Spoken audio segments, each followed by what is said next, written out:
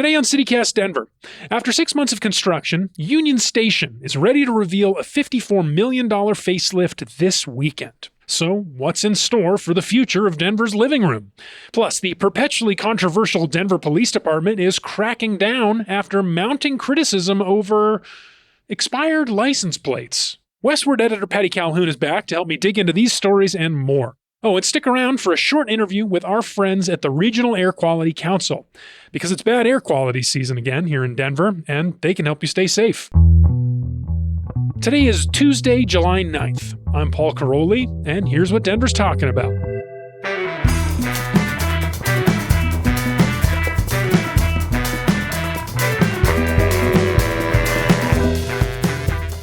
All right, Westward editor Patty Calhoun, welcome back to CityCast Denver. Oh, my pleasure. So let's get right into the news here. This upcoming weekend, Union Station, the pearl of downtown Denver, is unveiling a $54 million renovation to the Great Hall and celebrating with all kinds of events open to the public. Westward, you all have a really nice comic from Carl Christian Krumholtz looking back into the history of Union Station's many different eras. But Patty, what are you expecting when you can get inside this weekend? Well, that it'll look great. And it's looked great really for the last 10 years when we had the 100-year anniversary of that main building. And it had been closed for a while to be turned into a multimodal transit center. And that was when they brought in the buses, remember?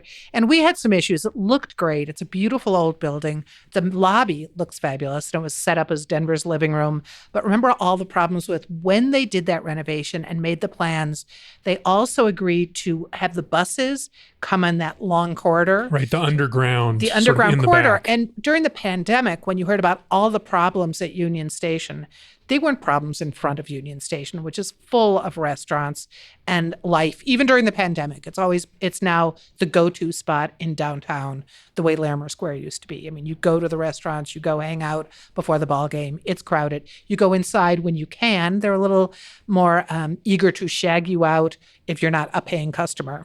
But you'd go in there and have drinks or just shop or visit. But in back, there was really a problem, the way they had set that up with the bus terminal. And they didn't really think it through when they planned the redevelopment of Union Station probably 15 years ago now. They gave one group the deal to redo the station itself, but the other group got to do the side to the west of Union Station. Oh, so that's why it doesn't really feel like a contiguous station. It feels like two things. That was for the buses. They were always going to have the bus in, but that long corridor, and it became a security dilemma. And now you see, of course, behind Union Station, every square inch is developed. But we also had real problems with safety then. And people have to understand there are really different aspects of Union Station. There's the front and there's the back. Yeah, this is something I didn't really understand until reading your piece. But the Union Station itself, it's owned by RTD, but it's operated by Sage Hospitality Partners, which does, I assume, the like ritzy part, and they lease out the spaces to the restaurants like Snooze and what's the other one? Well, it's the Mercantile? Union Station Alliance. So the Union Station Alliance bid, and it was Sage and Dana Crawford and other developers. They got the winning bid to do the Union Station itself. And originally there was another big, I think it was East-West, another big bidder, and they wanted to do a marketplace inside rather than the hotel. So the hotel concept, everything above the first floor is now hotel, and that got the winning concept.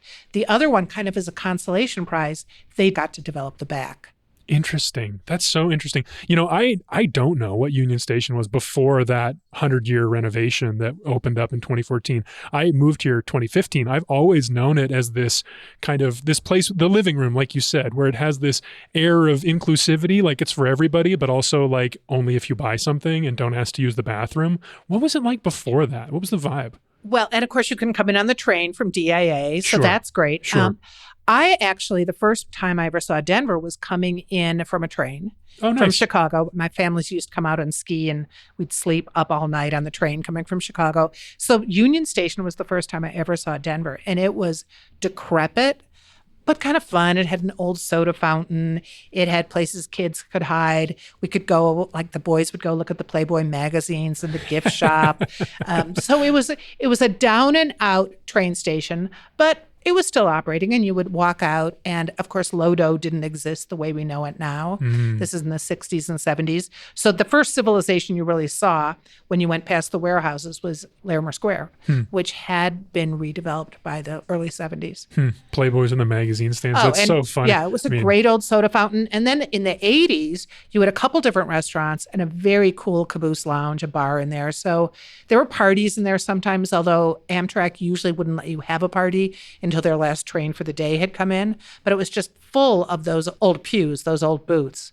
So, and by that time, that Wincoop and Hickenlooper had started the Lodo Renaissance Revolution back in the 80s. And McCormick's at the Oxford Hotel. There were a lot of things coming up before even Coors Field really energized that area. But no, it was a great place to hang out. The Wazee Supper Club was there. So the 80s and early 90s were a fun part of town. Oh, man. And you could still go in Union Station. There just wasn't a lot going on, except maybe if you were lucky, 2 trains a day on time. No buses. That wasn't happening. No light rail.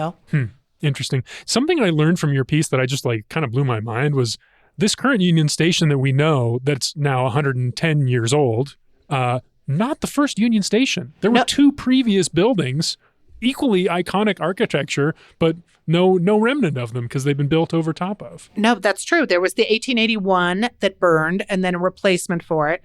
And then this main station was built in 1914. And then there were the sides that were added on periodically. And it also wasn't that place wasn't the only place there was a terminal. Balfour Senior Living Facility now on 15th is the old Moffett station. So there was a station for other trains. So this new renovation, they're unveiling it this weekend. Like I said, there's going to be parties. It's going to, they're going to have a new bar, I think, on that second floor. They're going to refresh it. They're redoing the Cooper Lounge, right? Right. That's it. What's your prediction for the future of Union Station, this new era that we're entering? I think it'll do fine. I mean, if you've ever been at the hotel, it's a nice hotel. It's very cool for people to stop in. The restaurants, they do a good job. It's local restaurateurs. I think the flashpoint is still going to be, what do you do with that interior where you want people who are traveling to be able to sit and wait for their train, whether it's an Amtrak train or whether it's a light rail train, or arguably be able to wait for a bus too. So there's always going to be that conflict because it should be a public area. And you've had trouble sending reporters over there. Absolutely. And that's not going to end.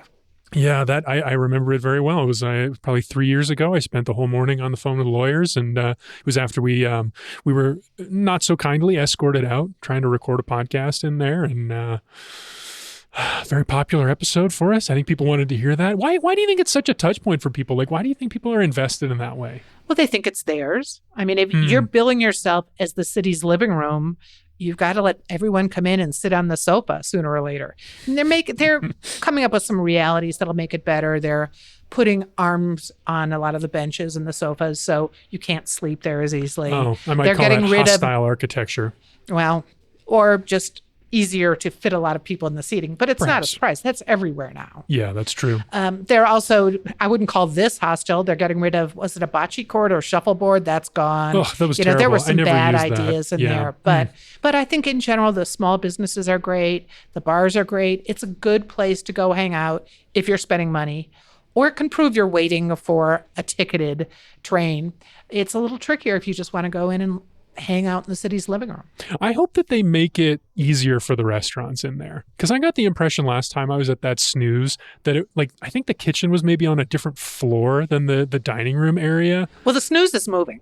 Snooze has a huge new space that used to be the kitchen. And that'll be great. Bigger kitchen. So a lot of the problems that were originally there will be gone. I'm still trying to track down whatever happened to the old Model Railroad Club that was in the basement, which got booted in the very beginning. They were originally told they could stay there. They wound up getting booted. And there isn't a lot in the basement. It's mostly meeting rooms now, although there's been a club that replaced the Cooper while it was being worked on. But I don't know if that jazz club is going to keep going. Interesting. Good mystery. So, Patty, I want a recommendation. What's your rec for enjoying Union Station? What do you like to do? Give me Patty's Union Station. My Union Station? Yeah. Well, I will say I paid for a room when light rail started just so I could walk down at 5 a.m. and get on a train to DIA then reverse. That was fun. So if you're bringing people in from out of town, have them take the train and get them a room, at the Crawford, if you can afford it. It's very cool how it's built into these eaves. And some of the rooms are actually set up like Pullman cars. Oh. Or they were. I'm assuming with the maybe not facelift, anymore. they still are. Yeah. But it's a great reintroduction to the city, partly because you think bringing a railroad to Denver really helped save Denver when it looked like Cheyenne was going to be the next big city. Denver boosters pulled the train in and built that station in part to accommodate the railroads they'd made come in. It's a quintessential Denver story that's not over. Travel by train. And there's so many great stories about the con men who'd come in on the train and Soapy Smith, who tried to sell bars of soap. And there's another con man who came in about 30 years ago and said he was a sheik and screwed people over on Wazee Street. I mean, there really are great stories coming in off that train. Well, I highly recommend the comic from Carl Christian Krumholtz that you all have on your website. We'll have a link in our show notes. We're going to go to a quick break and we'll be back to talk about license plates.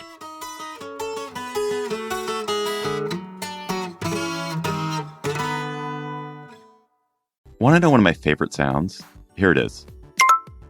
That's the sound I hear when I'm learning Spanish with Babbel. And if you want to learn a new language this year, I guarantee it'll be one of your favorite sounds too. I'm David Plotz. I'm the CEO of CityCast, and I've been doing Babbel for a few weeks, and it's been so much fun. This week, I've been learning lots of food vocabulary and how to order in a restaurant. This is one of the things I love about Babbel, is that it's about learning the language so that you can use it. As Babbel says, it's designed by real people for real conversation. So it's all based on real life situations. And these restaurant lessons are awesome. When I went to Mexico City last year with my girlfriend, I was mute. I was a mute. But next time, I'm going to be ordering the sopes and las salsas picantes. Babbel has over 16 million subscriptions sold, plus all of Babbel's 14 award-winning language courses are backed by their 20-day money-back guarantee. Here's a special limited-time deal for CityCast listeners. Right now, get up to 60% off your Babbel subscription, but only for CityCast listeners at babbel.com/CityCast. Get up to 60% off at babbel.com/CityCast. Spelled BABBEL.com/CityCast. Rules and restrictions may apply.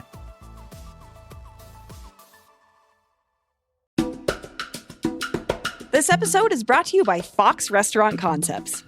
Because Blanco Cocina and Cantina is serving up Sonoran-style Mexican food, margaritas, and good times daily at 9th and Colorado.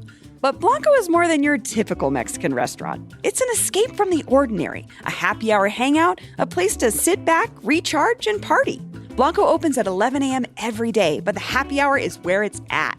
Hit up Blanco between 2 and 5 p.m. Monday through Friday and all day Tuesday for killer deals, including their all-new summer special. That's a whole pitcher of classic margaritas and a plate of nachos con queso blanco for just $25. You can dine in or take out for lunch, dinner, and weekend brunch. I mean, I'm all about the ambiance in this place. It does look like a vacation. View the menu, make reservations, and order online at BlancoCocinaCantina.com. That's BlancoCocinaCantina.com. All right, we're back. Patty, Okay. Our next topic, expired license plates, which for reasons I don't really understand is driving Denverites crazy. What's the problem? Well, law-abiding Denverites, of which there are certainly some, have been screaming for years at me. A couple of friends are like, we are seeing all these expired licenses. Nothing seems to happen to them. You see these plates that are 2-3 years expired, which is pretty amazing. And I've been reminiscing with some other old Denverites. We remember when your license plate was 1 month past, you've got a 1 month grace period, and you were 1 month over, you would be hiding your car. You would be like trying to put dirt on your license plate so they couldn't see that Did you tag do was that expired. ever? Oh, yeah. Really? Stack snow. And I'm saying this is 30 days expired. This is not scofflaw for 3 years. Until you could finally find the time. It wasn't, you couldn't do it online. Finally find the time to go sit at one of those really long license plate renewal places and get it done. So I've had friends who have been obsessed with it. Why there's no ticketing. And it's not just because they are law abiding. As Kevin Flynn points out, the city councilman, people who don't get license plate tags and registration, and I'm not talking about, 30 days, I'm talking about a year or more, they probably don't have insurance either. So they are truly scofflaws, and they might be safety dangers. And if they run into you, they don't have insurance, your insurance is going up. Interesting. So there are issues. You don't tend to be a paperwork scofflaw on just one thing. It's going to be more. So there maybe is some real stakes for someone. And there certainly are real stakes for the city. Kevin also attracted $187 million in fees for licensing last year. And if people aren't licensing their cars, your fees go down. Hi, Councilman Kevin Flynn here with your Council District 2 2-minute talk for June. One of the most frequent complaints we get in our office is frustration over the number of expired license plate tags and even no tags at all. We spent about 15 minutes going around the Bear Valley Shopping Center here on a weekday afternoon, 3:30 in the afternoon, and we counted 18 expired tags, some as long ago as 2021, 3 years ago, and 2 vehicles with no tags at all. So it's not just grousing, and it's not just City Councilman Flynn who's taken a new interest in this. The police department has actually changed and now changed back their policy. What exactly is happening part there, of a Patty? policy. So with George Floyd and the protests then, there was a lot of movement to change the kinds of traffic stops that would be profiling. So it's not that you're driving that your plates are expired. It's that you're black and your plates are expired, and maybe the black driver is being stopped, but the white driver is not. And there's a lot of evidence of profiling in the past, not just here, of course, but across the country. So they de-emphasized enforcement of some of these low-level offenses and that new in order policy to remove these the circumstances where profiling might and happen. also where to allocate scarce resources in policing. So low-level traffic problems were in May put kind of in a manual. They were not going to be emphasized. And then there was so much response going the other way saying, hey, come on, this is silly. You've got to be able to register your car. That for 1 month, the DPD is reversing part of that new policy and is going to be out there ticketing with abandon if your registration is expired. It's going to be like the old days, it sounds like. It is. But fortunately, I'm legal. I'm not going to have to go hide. But Westwarders, when you've been parking on the streets for years for offices, no parking lot, no Uber, very little public transportation, we have a pretty good knowledge of the ticketing system in this city. And you know the tricks, too, apparently. Getting out of it. Get that dirt smear on the plates. Never really worked that well. I can tell you when Kevin Flynn was a reporter, he called up and said, hey, are you the Patricia Calhoun who's on the boot list? I said, I'm sure I am. And I haven't seen a lot of boots out there lately either. And I'm sure your listeners know you have 2 tickets and you can be eligible for a boot on your car. The Denver boot, famously invented right here. What a claim to fame our city has there. But Patty, there's something I want to ask you about here. And this is a recent survey. Axios Denver reported on this first, at least the first I saw, a community survey that DPD commissioned and Seattle University conducted. They asked 6,000 Denverites about their priorities when it comes to public safety. So this is a survey conducted in June. And apparently the results revealed that, quote, in addition to wanting more officers on the ground, which was the number one thing, other leading concerns are property crime, homelessness, and traffic safety, the latter 2 of which the mayor has launched campaigns to address. Now, not on the list was expired license plates. That plays into traffic safety. I will say, Do you if you think talk so? to the city, well, in the scofflaw category, if you're rammed by a person who doesn't have a license plate that's current, odds are good they don't have insurance. That's an issue that would get lumped in on traffic safety. And in fact, it's not just that survey, which we also wrote about, but at all the community concerns that Mayor Johnston has had over the last 2 months. One of the things that came up the most was traffic, speeding, scofflaws on registration. People are really concerned, and that's where they can see it. They see the cars that are parked on their street that aren't current, that don't get moved, that don't get ticketed. They see the guys driving really fast who don't have current plates, who aren't ticketed. So it's a really easy neighborhood concern to point out. I will also say in St. Charles, Missouri, tell me about this, because this was really story. interesting. This was in your piece that we'll have a link to. St. Charles, Missouri, they did an experiment on this. What happened? They were so upset about all the non-registrations. And this is something that really came up during COVID because you couldn't go find any place. You couldn't get somebody on the phone. It was just harder to register your car. And they were so upset in St. Charles that it was like vigilante action. They asked constituents to send photos, send addresses of people who hadn't registered their cars. And it's a town of 71,000, and they got over 4,000 snitches in a year. New York Times Let me do just some did a quick- roundup, and they're not the only ones. Texas is thinking about something like this. DC is thinking about something like this. But the New York Times in April did a big roundup of people are peeved about this. And maybe Well, with good reason. I maybe I'm learning that. Well, listeners, that's a 1-month crackdown coming up on July 15th. Watch out if you got expired plates and you want to avoid a $95 ticket. Is that right? At least once. And don't forget, you can get more than one. It used to be in the good old days, if you had an expired plate, a meter maid could come by and ticket you. They just keep Every nailing 2 you? hours. They could just keep doing it. Dang. I also have a tip, which is the King Soopers on Spear Okay. actually has a vending machine where you can update your plates. Oh, hell yeah. Unless That's a great tip. if they're too old, you're going to be in trouble. But I might just go down there, update my plates for fun. I did it. It was Refresh great. them. Hell yeah. King Supers on Spear. All right, we're going to take one more quick break, but coming right up, we're going to respond to a listener comment on Denver's largest ever drone show last week. I was there. I have thoughts. And it's that time of year when Denver's air quality gets really, really bad. So we're excited to share some genuinely helpful tips and info from our friends at the Regional Air Quality Council.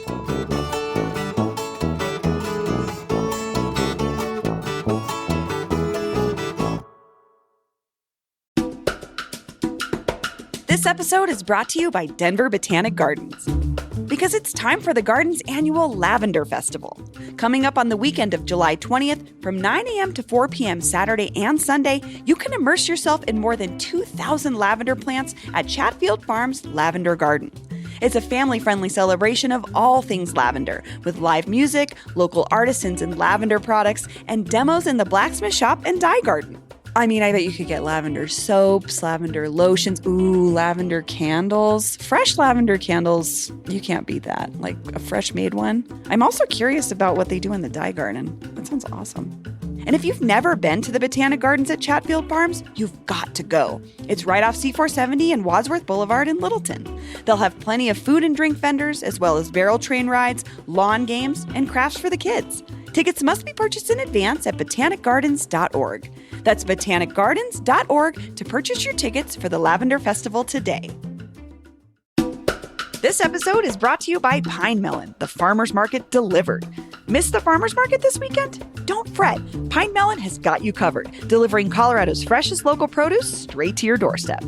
Pine Melon is a next-generation grocery delivery app that partners with over 200 local farmers, ranchers, and producers in Colorado.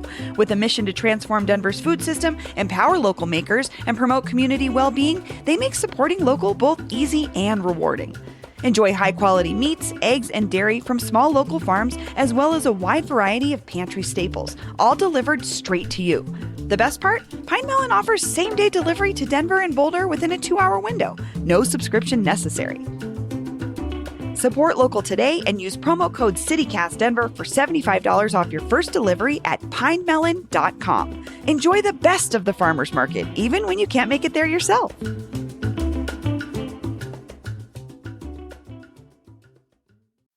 We have a little bit of listener feedback. I hope you're okay doing this with me. This is Sure. mostly criticism of our show last week, which honestly I now think is warranted. But did you see the drone show last Wednesday for the July 4th that the city put on? I did not see it. I've seen videos and I've heard about it. Okay, well, we got a response to our episode that ran that morning, Wednesday morning before the drone show.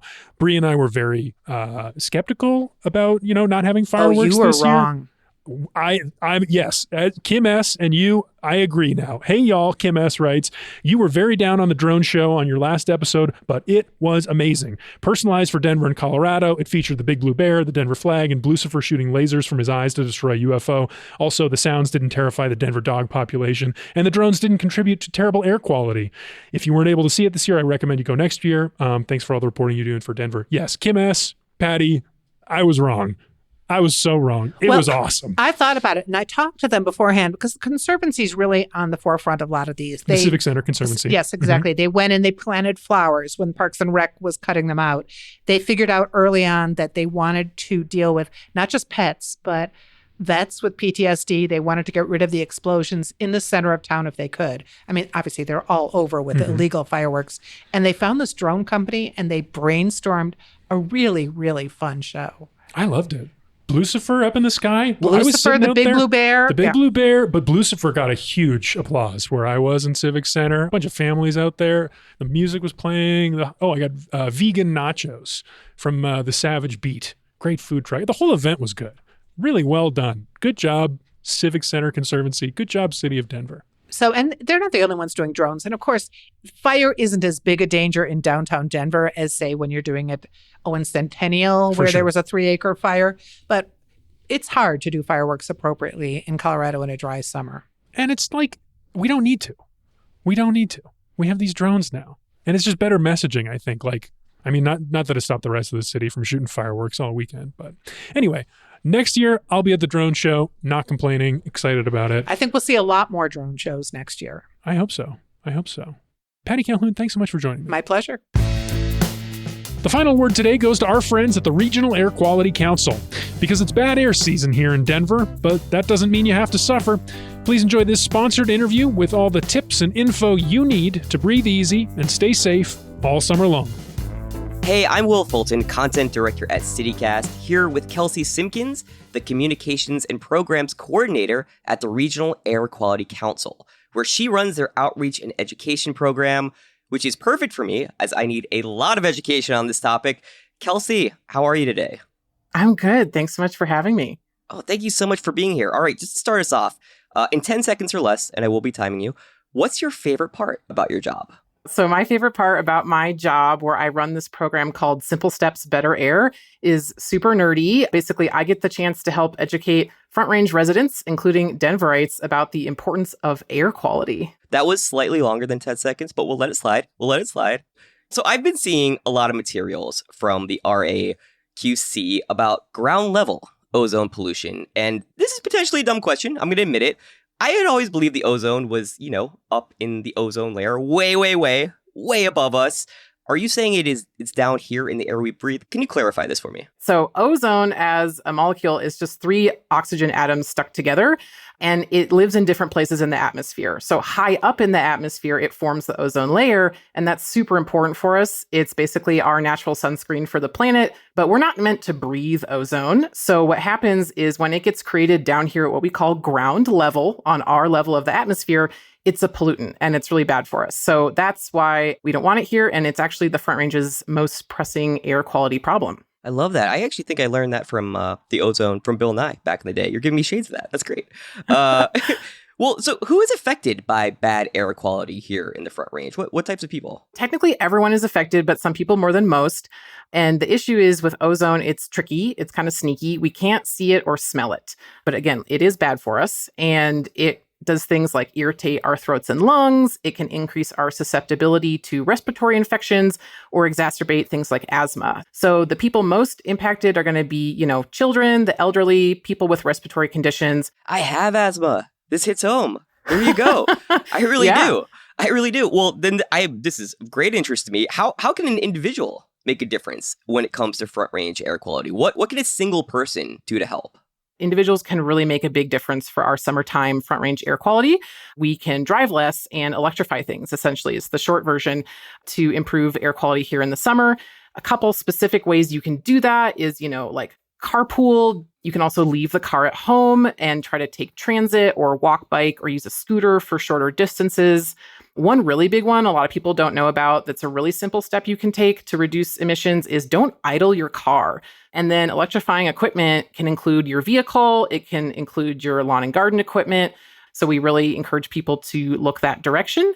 And then we also support working from home or working remotely at least a couple days each week as reducing that commute. If everyone was doing that, that significantly adds up to really like a lot of reduction of car emissions. Well, I have to level with you. You mentioned upgrading or electrifying things like your mower or your car. That does sound a little pricey. I've got student loans. I've got rent. Do you have any tips on rebates or discounts to help someone like me foot that bill? Yeah, absolutely. And I totally understand. I'm in a similar boat. So what I would highly recommend is take a look at your city discounts and the state discounts. There's all sorts of rebates, vouchers, all kinds of things like that these days to go electric with your mower, with an e-bike, or even like upgrading your car to an EV. For those people who do own homes or have lawns to maintenance, you can get a 30% discount at point of sale for electric lawnmowers, leaf blowers, and trimmers statewide. So you just have to look up and make sure it's a participating retailer. For Denverites, I recommend looking to the city of Denver. They do e-bike vouchers of like up to $900, depending on your income and what you're looking to buy. And then the state of Colorado Energy Office also offers a lot of really great tax credits, vouchers, that kind of thing. But the city of Denver especially has a lot of really fantastic information on their website. That's great. And you also mentioned summer maybe being a time where we should be especially cognizant about these issues. How will I know when it matters the most to kind of take some of these simple steps for better air quality? Is it just seasonal, or are there specific times, Yeah, again, ozone is really our summertime issue because it requires the heat and the sunlight of our beautiful summer days to form. And so there are certain conditions where it's going to be worse, but we don't expect you to keep track of all those. We will send you an alert. So if you sign up for our text or email alerts, we basically will send you a really timely text or an email when it's, the best time to do that. And we do this in partnership with the Colorado Department of Public Health and Environment. They do these forecasts and they issue what are called Ozone Action Day alerts. To get these alerts, you just text Better Air Co. or Better Air CO to 21,000. That's 21 and 3 zeros. Or you can visit our website and then you can sign up for either text or emails there. And that is simplestepsbetterair.org. Well, once again, Kelsey, thank you so much for being here. We really appreciate it. Yeah, well, thanks so much for having me. For more information on everything Kelsey and I talked about today, visit simplestepsbetterair.org. Again, that's simplestepsbetterair.org. We'll have a link for you in our show notes. Check it out and learn how you can make a positive impact on Colorado's air right now. Thanks for listening. Bye.